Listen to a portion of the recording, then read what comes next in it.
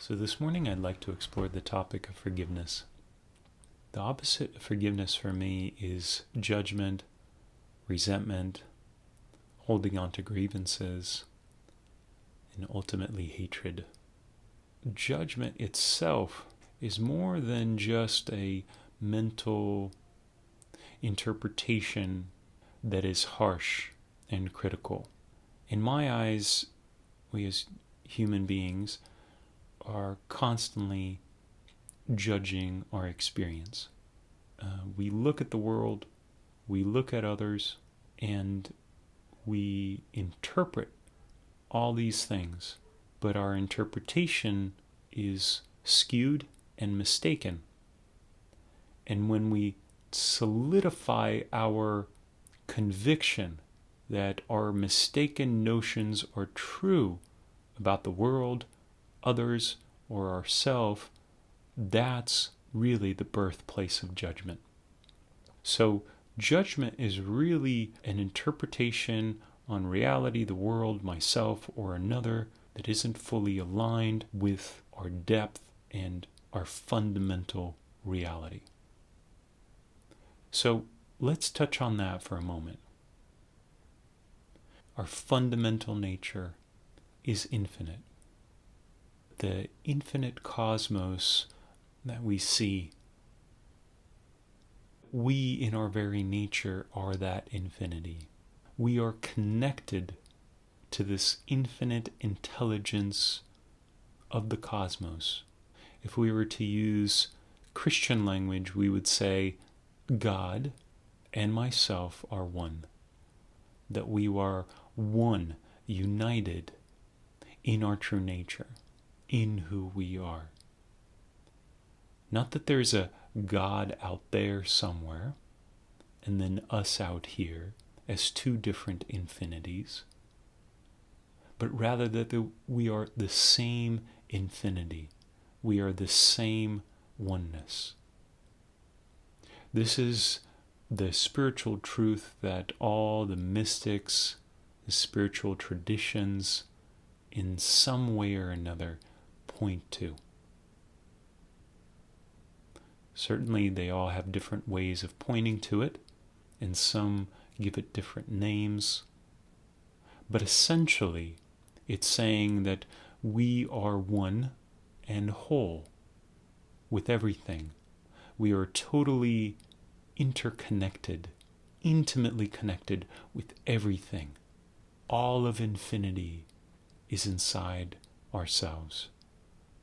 So if this is true, if this is our premise, then when we judge the world and all the different ways that we judge it, when we interpret the world falsely or others falsely, and we just see them for their mistakes, for the thing that they did that caused us or somebody else pain, and we dismiss this deeper fundamental truth, what we're actually doing is we're dismissing that fundamental truth about ourselves.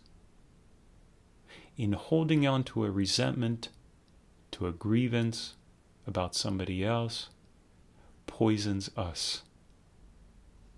And so now we can see how important and crucial forgiveness is, which means to loosen our judgments, to soften our judgments about ourselves, the world, and others, to open our consciousness, to open our mind, to open our hearts, and to let other possibilities in, to be guided and shown the truth about these things, the truth about who we are. But we can't be shown the truth about who we are unless we begin to question our judgments, our grievances, our resentments, our hatreds. So one is to be in contact to some degree to orient around our infinite spiritual nature, to know that we are connected, to know that we are one with everything, to know that there is a larger truth here. That's really important, at least to have a taste of that, a kind of orientation towards that in our forgiveness work. To kind of have a sense and an intuition of, yeah, there's something so true about that. Our oneness, our infinity. I don't really even know how I know this, but I can feel it, I can sense it, I can intuit it. There's something in me that when I hear it says yes. Okay, so stay with that yes, stay with that intuition and let it grow. Feel it, open to it. Let it expand. And second is a willingness. Right? So usually how we're taught to forgive, we're told, okay, just forgive the person or forgive the situation or let it go, or that never works. It may work to cover it up, but it doesn't genuinely work in a deep way. So instead of imposing something on yourself like, oh, I have to forgive now, instead of willfulness, think about it this way, willingness. See the difference?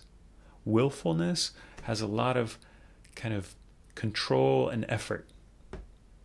Willingness is quite open, quite relaxed, quite free, quite rested.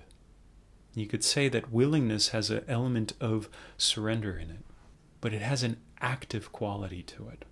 So it's a willingness that is not simply passive, but it's active.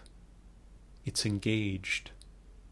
It's a willingness that is active, that is watchful, that is open, that is clear, that is engaged with what it loves. The first step is that you touch in on your true nature, on the reality of what you are, the oneness, as a beginning point, as a kind of anchoring point. And then you open yourself to a kind of willingness, a willingness to forgive. And then you allow the images to arise in your mind. The images of other people, of experiences, of events, and include yourself. And what that means is to be shown another picture about what they are, about what you are, about what this is, about what the world is, about what God is, about what life is.